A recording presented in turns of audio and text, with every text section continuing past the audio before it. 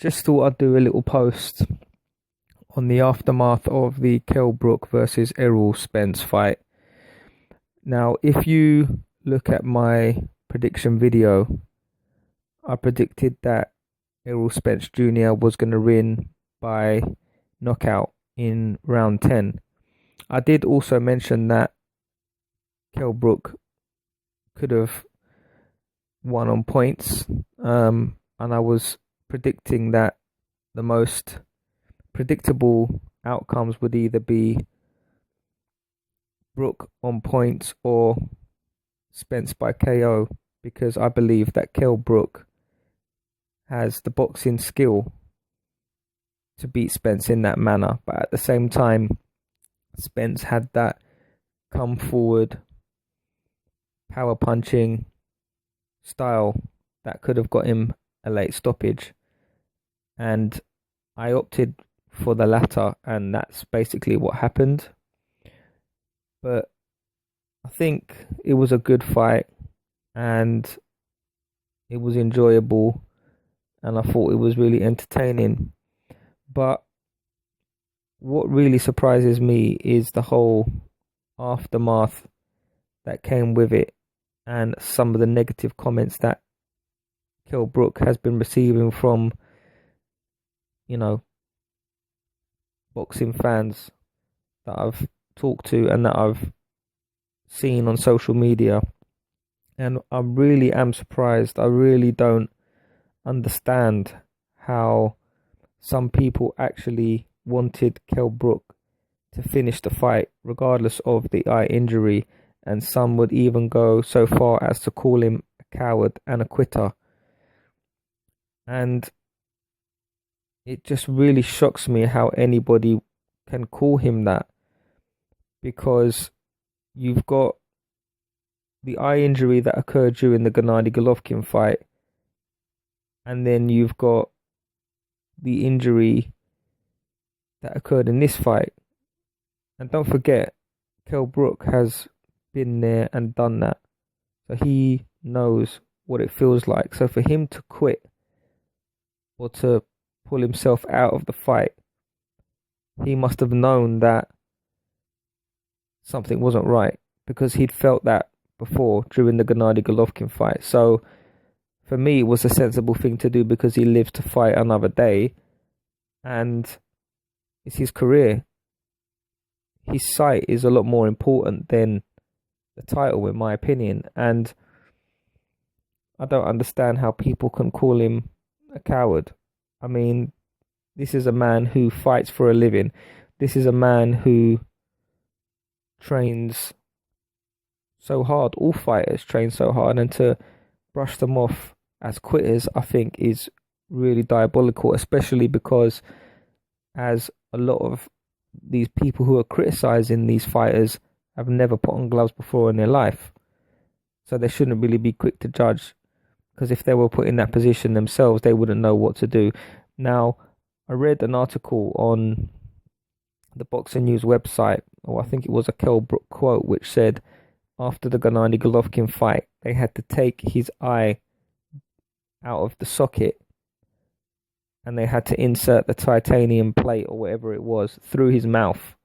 So for him to sustain that sort of injury against Gennady Golovkin, and for him to come back straight away and fight who the Americans were touting as the next big thing since Floyd Mayweather, a power punching man like Errol Spence, you've got to give him props. You've got to give him credit, stepping up 2 weight divisions to fight Gennady Golovkin, to come back down, lose all that weight and fight one of the most dangerous punchers in the division. He could have maybe taken a tune-up fight.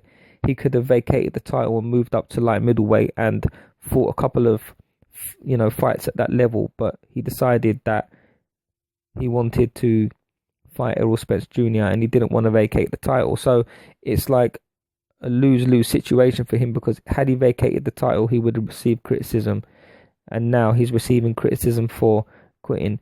Now, someone said to me today that he could have, put his guard up and danced around for the remaining 2 rounds of the fight and got a decision, because he was on his home turf and the judges may have favored him because of that, but that's ridiculous. If he can't see, how is he going to protect himself from punches? Say if he he was losing the fight on the scorecards anyway, up until the stoppage. So how would running the last 2 rounds have made a difference? It wouldn't have made a difference. So I really don't understand how people can call him a coward.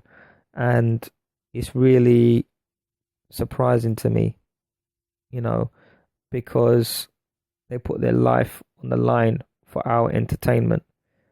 Obviously, for money and for various other things. They don't do it for fun, but at the same time, it's his career, it's his life. And if he feels that he needs to pull out, he said the Gennady Golovkin situation was playing on my mind. The doctor said if I had stayed in there for another round, I could have gone blind, and that was playing on his mind. And you can't deny that.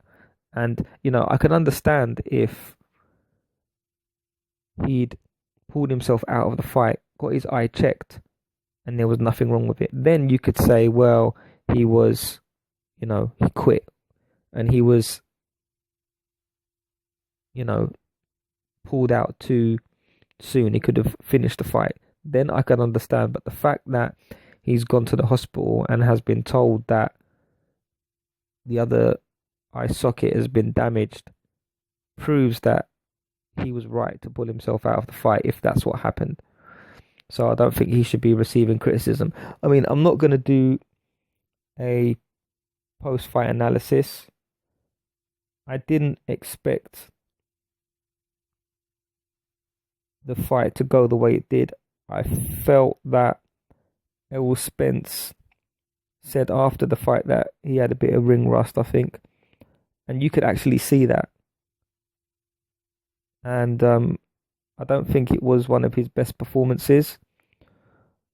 But what surprised me most about Kell Brook was that he didn't press the fight a little bit more. Like, Errol Spence is a man that has never gone the distance. Kell Brook has. And I just felt that Kell Brook should have used the jab more, pushed him back a little bit more, used more combinations, work that little bit harder, and take him into the championship rounds. Take him to a place he's never been before. Test his mettle.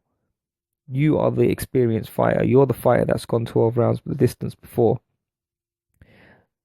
So I was surprised that Kell Brook didn't impose himself a bit more on Errol Spence.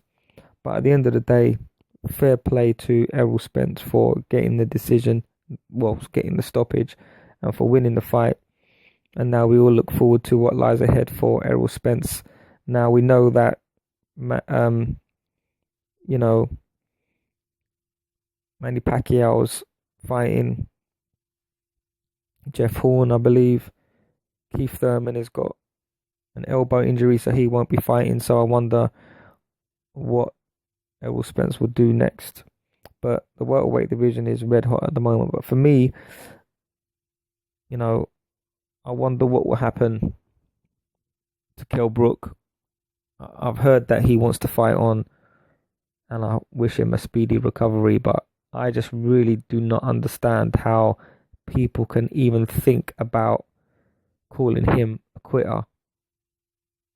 After the fight on Saturday night, given the fact that it has been confirmed that his eye socket has been damaged. So I just don't get that. But, that's some people's opinion. They're entitled to it. I definitely don't agree with it.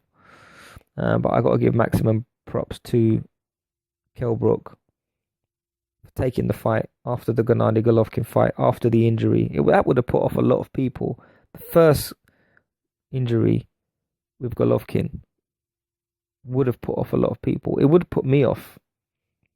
But he went straight back into it, sparring, and he took on a big puncher in Errol Spence.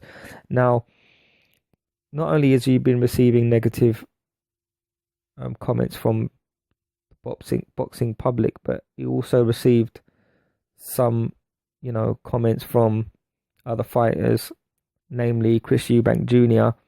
Now, I appreciate that everyone has opinions and everyone has a right to voice their opinions, but I don't really believe in kicking a man when he's down, and I think it was very uncalled for Chris Eubank to take a little stab at Kell Brook. No pun intended there. But especially like Chris Eubank Jr. And I'm a fan of Chris Eubank Jr.